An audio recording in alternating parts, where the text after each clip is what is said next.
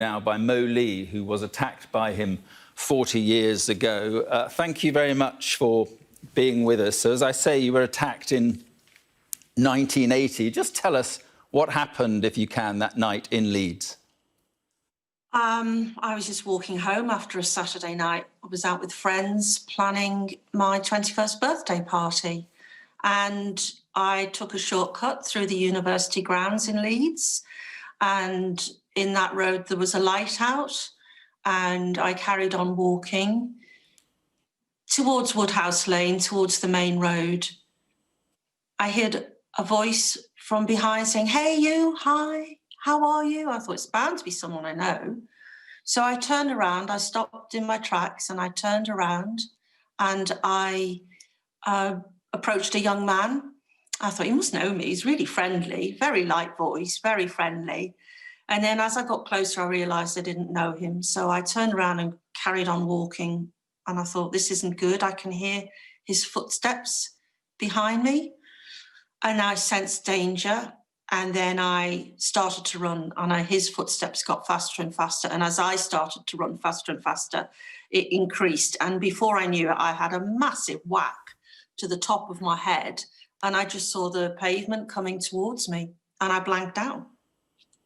And that was the last you remember until you woke up in hospital. I mean, so he hit you with a hammer, is that right? Yes. And so when did you realise? Yes, as it turns out. Yeah, go, carry on. He repeatedly hit me over the head with a hammer. Absolutely. I'm lucky to be here. Yeah, absolutely terrifying. So when did you realise that the attacker was Sutcliffe? Well, he was caught. The attack was in the October, and in the new year he was caught, and his face came on camera. And I'd seen that young man, and I knew deep down it was him when I saw his face on the TV newsreel. And when did the police accept it was him and interview him and so forth? Well, I'm very sad to say they didn't accept my attack because it was airbrushed out, because they were seen to be not conducting themselves in the way that they should by not catching this serial killer. They ignored my description and my explanation and decided to just move on. So I was airbrushed out of the investigation up until 1996, when Chief Constable Keith Hallowell he'd read the Byford report and he saw my name there and he wanted to interview Sutcliffe. And tried to get him to confess, but he didn't. He did confess to another couple of attacks, but not mine.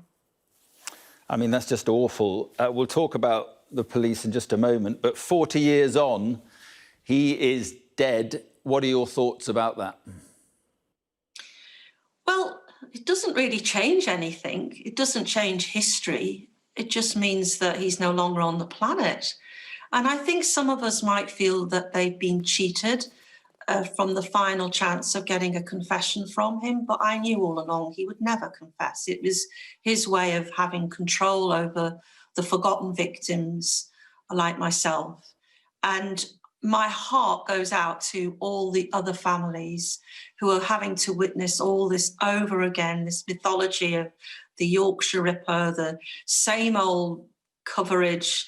But I've written a book to try and redress the balance on that and tell it from a survivor's side as an artist and a writer, to kind of shed much better light on the narrative around this. Yeah, it's interesting because what do you think of the way he has been portrayed? I mean, some say the very name Yorkshire Ripper simply glorifies what he did in a sense. Well, I think it mythologizes him and puts him in a very high status. But he was just an ordinary lorry driver.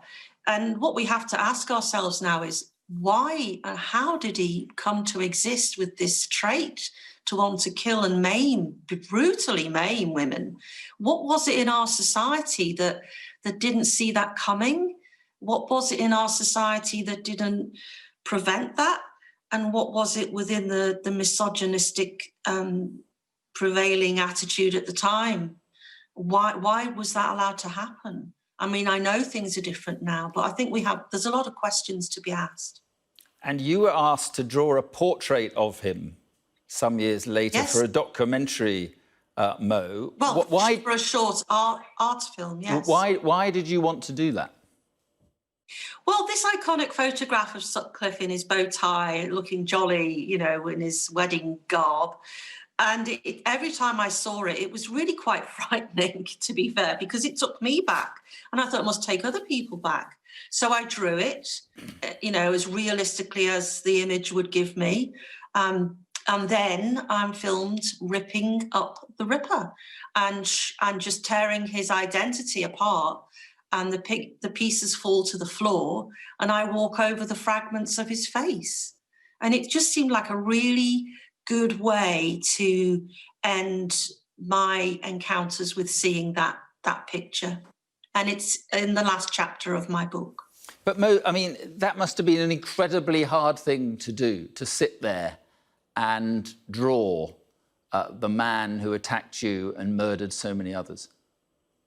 Well, it was, but I'd had some extremely good schema conditioning therapy by the Speakmans. And that reframed the way I thought about what had happened, and it reframed the way I saw that image. And it was very empowering. But when you draw something, you objectify it. And it was stopping me from being objectified as a mention, as a Ripper victim. And I just turned the tables and objectified him. It was very, very satisfying. Yeah, and just finally, just your final thoughts on this man. Well, he was human, but he didn't have any humanity. I don't think he had any attributes at all.